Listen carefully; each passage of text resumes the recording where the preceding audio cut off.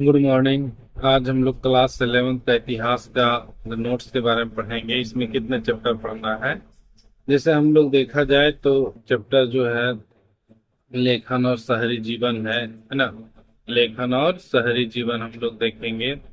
उसके बाद तीन महाद्वीपों में फैला हुआ साम्राज्य, आया हुआ साम्राज्य, तीन वर्ग, बदलती हुई सांस्कृतिक परंपराएं, तीन महाद्वीपों में फैला हुआ साम्राज्य, मूल निवासियों का विस्थापन और औद्योगिक क्रांति और आधुनिकीकरण के रास्ते। 1 2 3 4 5 6 7 8 9 9 चैप्टर हम लोग का कंप्लीट करेंगे। ठीक है, तो हम लोग लेखन और शहरी जीवन के बारे में देखेंगे कि सबसे पहला ये फर्स्ट चैप्टर है लेखन और शहरी जीवन। इसमें हम लोग हड़प्पा सभ्यता के बारे में पढ़ेंगे। किसके बारे में? हड़प्पा सभ्यता। ये कब हुआ था? 1920 ईस्वी में इसका खोज हुआ। इससे पहले कुछ नहीं पता था, लेकिन यह एक ऐसा जीवन आया जो आके खत्म भी हो गया। तो ये हड़प्पा सभ्यता में कैसे लोग रहते थे, किस प्रकार, कहाँ कहाँ मिला, ये पूरा डिटेल से जानकारी हम लोग प्राप्त करेंगे। इतना ही नहीं, ये एक ऐसी सभ्यता है जिसको हम लोग कांस्ययुगीन सभ्यता कहते हैं। उस जमाने में भी एक गांव जो होता था बहुत अच्छे तरह से उसको ढांचा बनाया गया था। नाला जो होता था वो एकदम पूरा का पूरा चौड़ा होता था, और रोड जो होता था वो 90 डिग्री पर कटा हुआ रहता था।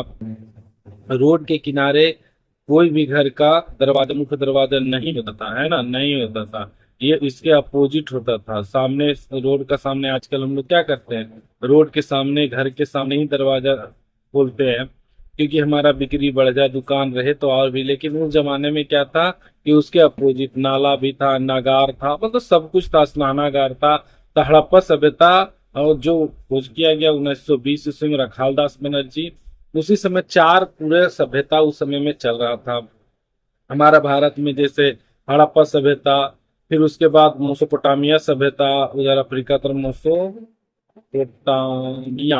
है ना, मोसोपोटामिया। ये दजला और फरात नदी के बीच में था। कहाँ? दजला और फरात नदी के बीच में ये था। ये हड़प्पा सभ्यता, सिंधु घाटी सभ्यता भी बोलते हैं, सिंधु नदी का। और उसके बाद हम लोग का मिस्र सभ्यता और चीनी सभ्यता, है ना। मिस्र नील नदी का और चीन वांगो नदी के किनारे बस बसा हुआ था। तो ये सब हम लोग डिटेल से हम लोग पहला लेखन और शहरी जीवन में हम लोग पढ़ेंगे। तो हम लोग ये पता कर लिए 9 चैप्टर है, 9 चैप्टर के बारे में पढ़ना है। और पहला चैप्टर है लेखन और शहरी जीवन।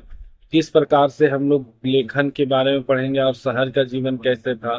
तो ये हड़प्पा सभ्यता से हम लोग जानेंगे कि वहां पर शहरीकरण और एक लिहाजा गांव भी था, जिस जगह पर सभी ले जाके लेके जाते थे बैलगाड़ी से और बेचते थे, तो उसको हम लोग शहर कहते थे। और यहाँ पर लेखन कला की बात है, तो लेखन कला के क्या है कि हम लोग किस प्रकार से लिखते थे। तो हम लोग उस जमाने में भोजपत्र पर लिखा जाता था। भोजपत्र का बोले जाए तो वो तार जो होता है ना, जिसको हम लोग तार बोलते हैं, कहा जाए तो उसके क्या, तारकुन वाला जो होता है उसका ढोका जिसको बोलते हैं, तो उसके पत्तों पर लिखा जाता था। और किससे लिखा जाता था? तो एक लकड़ी रहता था, उसमें जरा सा नीचे कूच दिया जाता था, और उसके बाद इसमें जो वो चंदन का जो होता है ना, आप देखिएगा मंदिर में रखा हुआ रहता है, चंदन उंदन रगड़ के, और उसी से भोजपत्र पर लिखा जाता था।